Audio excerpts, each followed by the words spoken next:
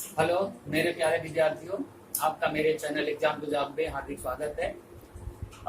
जैसा कि कल हम लोगों ने जो है वीडियो बनाया था प्रॉफिट लॉस का, उसका फर्स्ट पार्ट किया था। बेसिक क्वेश्चन हुए थे। आज भी कुछ बेसिक क्वेश्चन और कुछ बहुत इंटरेस्टिंग क्वेश्चन होने जा रहे हैं, तो तैयार रहिए और जल्दी जल्दी चैनल को लाइक करिए, सब्सक्राइब करिए। आपका एक सब्सक्राइब हमारे लिए कितना बेनिफिट होता है, हमारे हौसले को बढ़ाता है।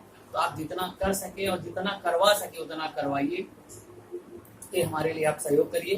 तो चलिए आज हम लोग वीडियो का स्टार्ट करते हैं। आज की वीडियो में जो क्वेश्चंस होंगे बड़े अच्छे होंगे।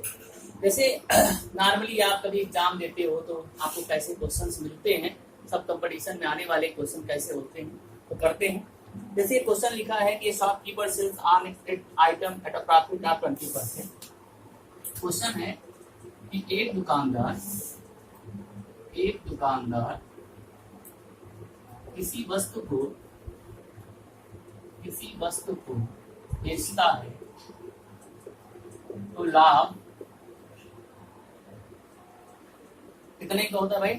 लाभ होता है उसको 20% का, उसको 20% का लाभ होता है।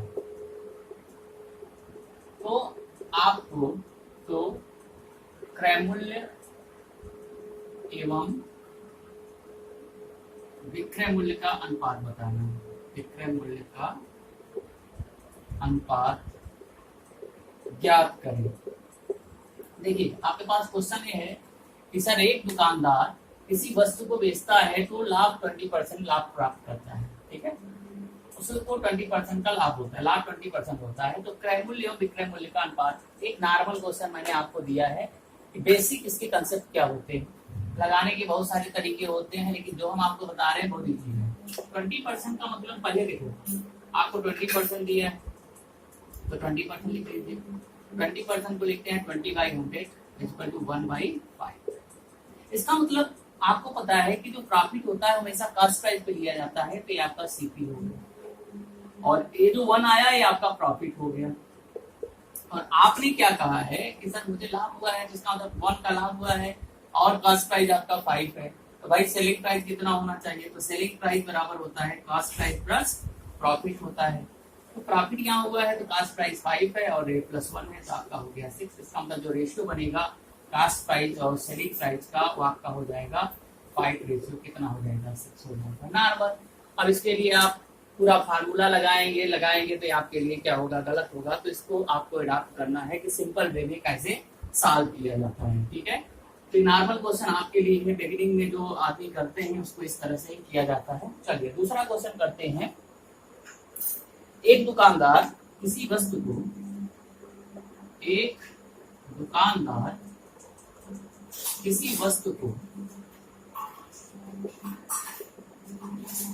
16.2/3% लाभ पर बेचता है। भाई कितने बेचा है? 16.2/3% लाभ पर बेचता है। If the cost price the item was 696 और यदि क्रय मूल्य 696 रुपया दिया है, तो क्या बताना है भाई? तो सेलिंग प्राइस आपको बताना है, विक्रय मूल्य बताना है। भाई सिंपल सा क्वेश्चन है, ध्यान रखिए। बहुत अच्छा क्वेश्चन है, बहुत इंपॉर्टेंट क्वेश्चन है। एक दुकानदार किसी वस्तु को 16.2/3% प्रॉफिट पर बेचता है। The selling price of an article, जब वो करता है तो उसको 16/2/3% का लाभ होता है, प्रॉफिट होता है।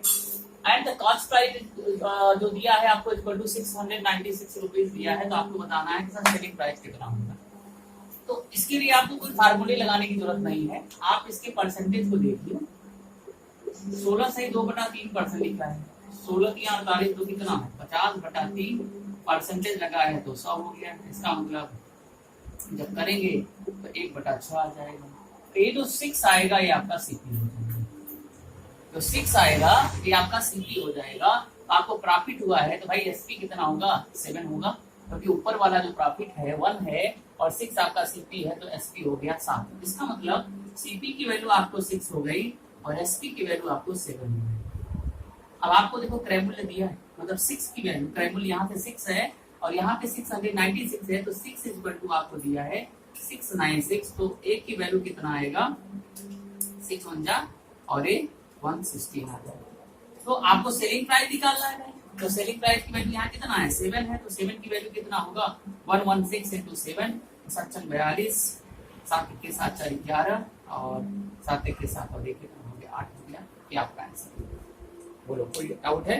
तो अगर ऐसे क्वेश्चन आता है आपको लगाने की जरूरत नहीं है, आप रेशियो मेथड से नॉर्मल क्वेश्चन इस मेथड से आप लगा सकते हैं। ठीक है, तो ध्यान रखिएगा क्वेश्चन को लगाने के बहुत सारे तरीके होते हैं, लेकिन आप एग्जाम देने जा रहे हो तो ऐसे मेथड को अडॉप्ट करना है जो आपके लिए बहुत ही यूजफुल हो। जैसे आपको नेक्स्ट क्वेश्चन दिया है कि selling price of horse is ₹3,601।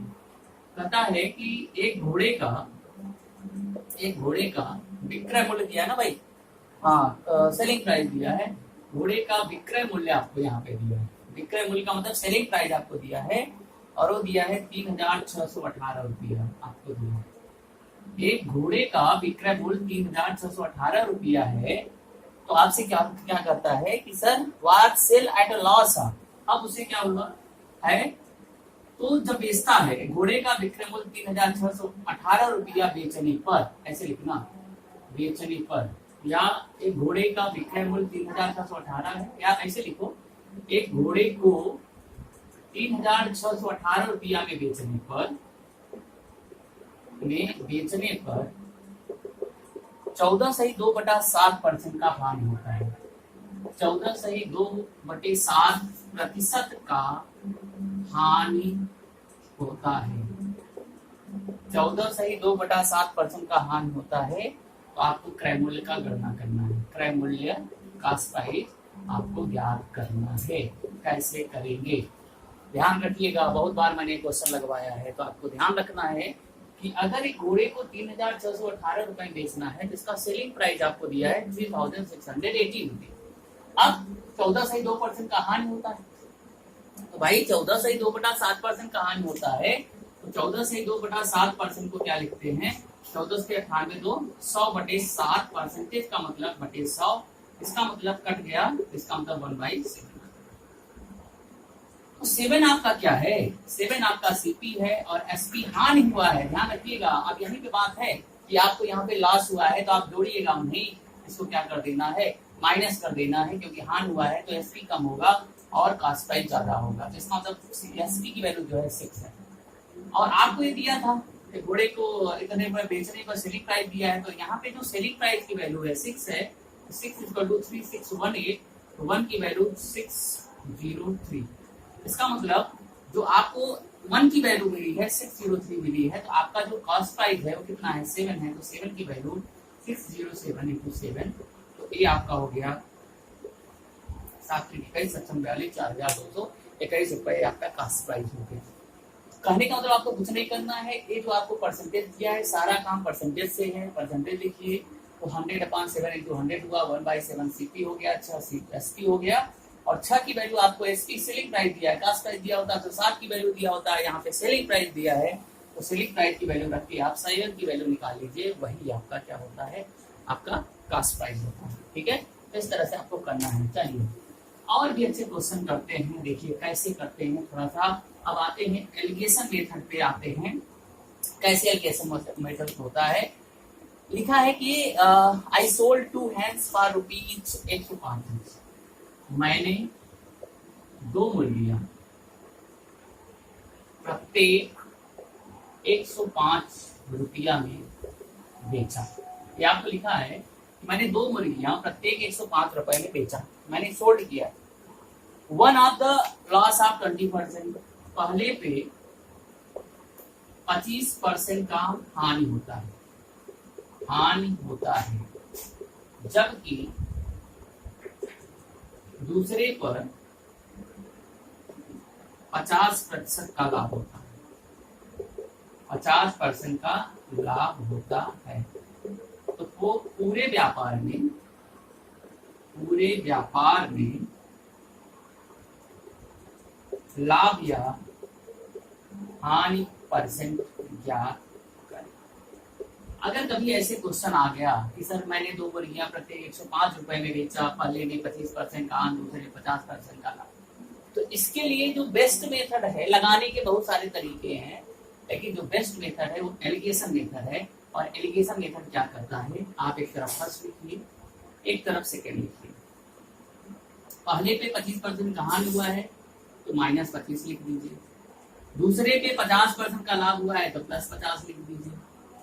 अब ये जो बीच में वैल्यू आती है एलिगेशन का मतलब, आपको एलिगेशन आपने देखा होगा कि सर एलिगेशन में जो होता है फर्स्ट वैल्यू, सेकेंड वैल्यू और थर्ड वैल्यू होती है, तो जब भी हम लोग घटाते हैं तो इसको ले आके इसमें घटाते हैं, मतलब थर्ड माइनस फर्स्ट, और इसको इसमें करते हैं सेकेंड माइनस थर्ड होता है। तो इस तरह से आपको भी करना है।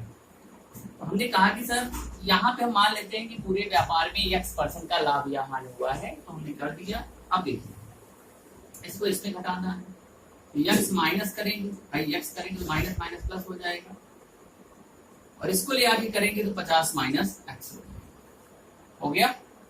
अब ये जो रेशियो होता है हमेशा कास्ट प्राइस का होता है, और कहीं भी आपको कास्ट प्राइस नहीं दिया, आपको क्या दिया है, सेलिंग प्राइस। 105 यहाँ भी दिया है सेलिंग प्राइस, 105 यहाँ भी दिया है, ये चीज आपको दिया हुआ है।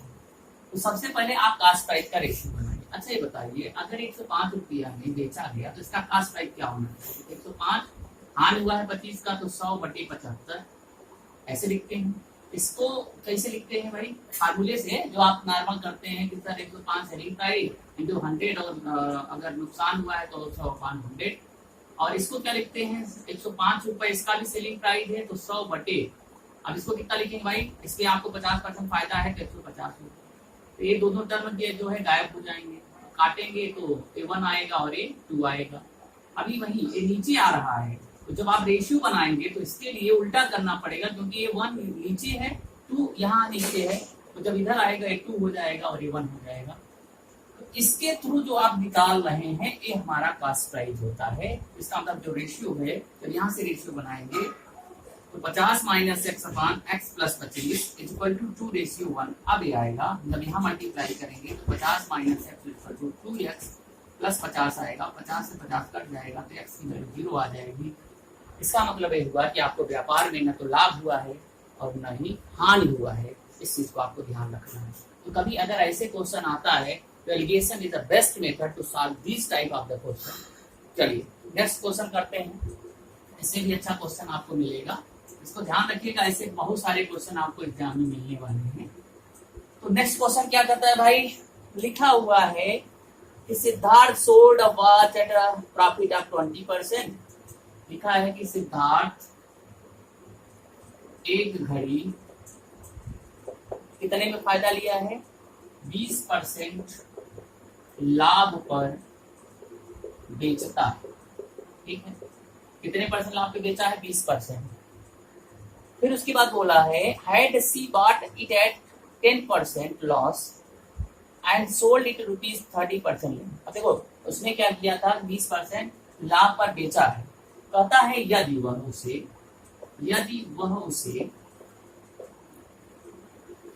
10% नुकसान पे, हानि पर बेचता, ध्यान रखिएगा 20% लाभ पर बेचा है, यदि उसे 10% हानि पर बेचता एंड सोल्ड इट रुपीज, नहीं हानि पर बेचता नहीं, खरीदता, हानि पर खरीदता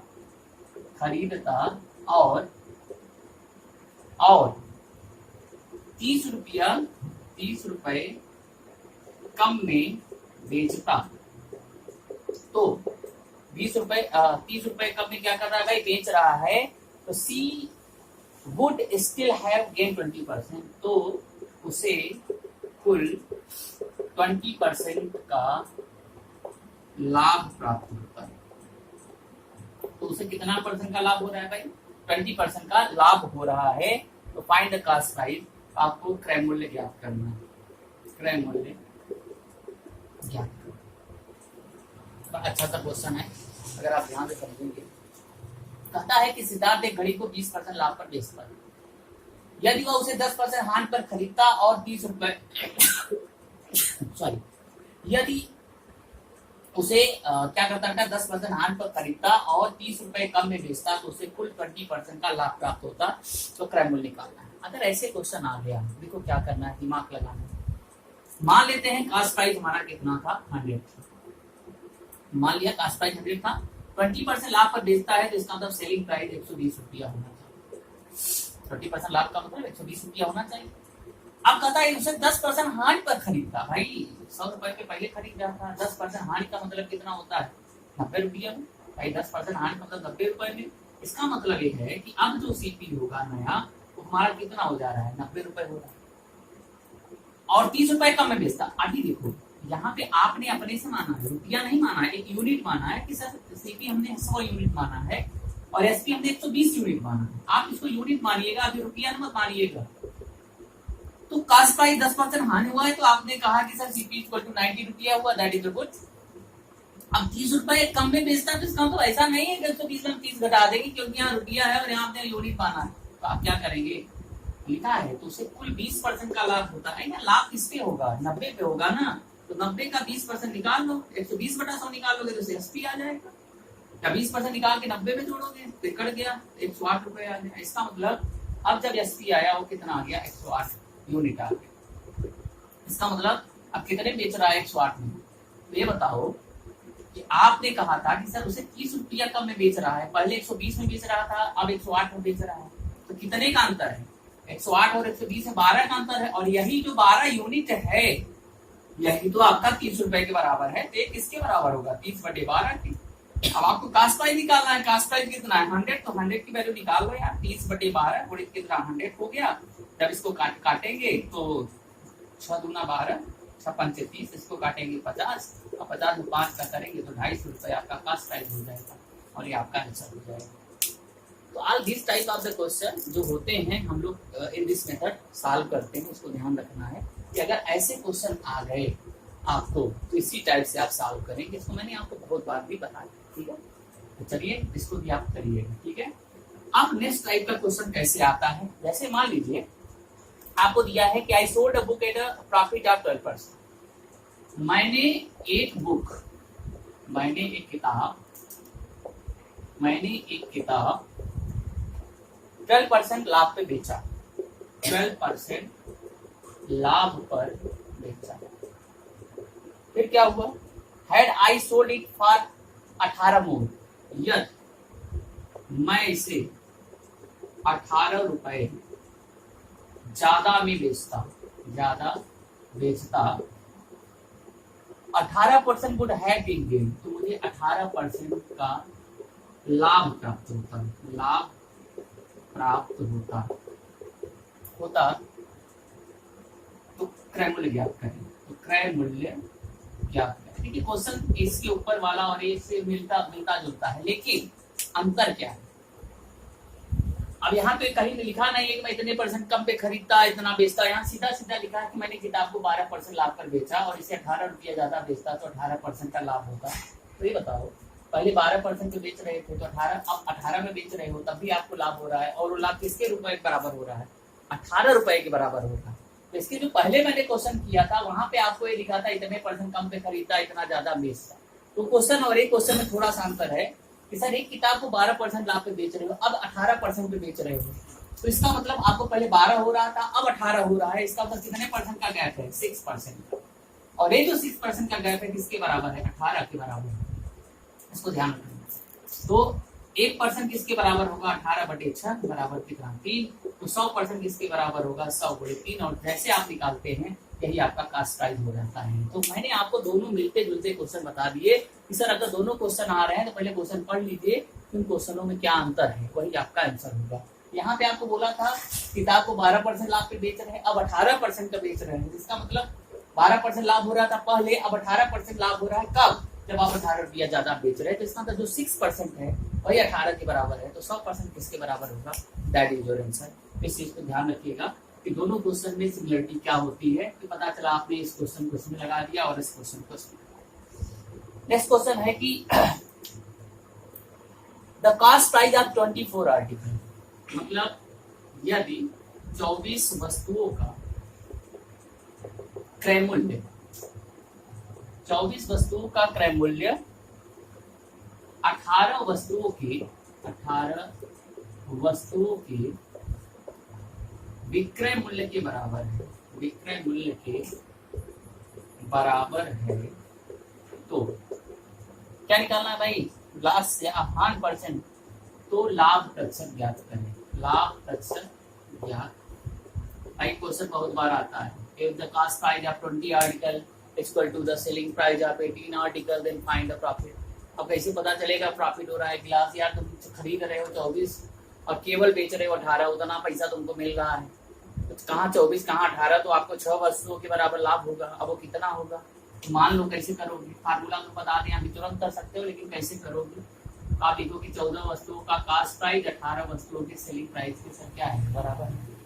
तो कास्ट प्राइस और सेलिंग प्राइस का रेशियो निकाल लीजिए, तो 18 बटा कितना हो गया 24, तो 6 3 18, 6 चौका कितना हो गया 24। क्यों? सेलिंग प्राइस ज्यादा है, कास्ट प्राइस कम है, तो तुरंत प्रॉफिट परसेंट आप निकाल लीजिए। प्रॉफिट परसेंट इक्वल टू होता है एसपी माइनस सीपी बटा सीपी गुणित कितना होता है 100।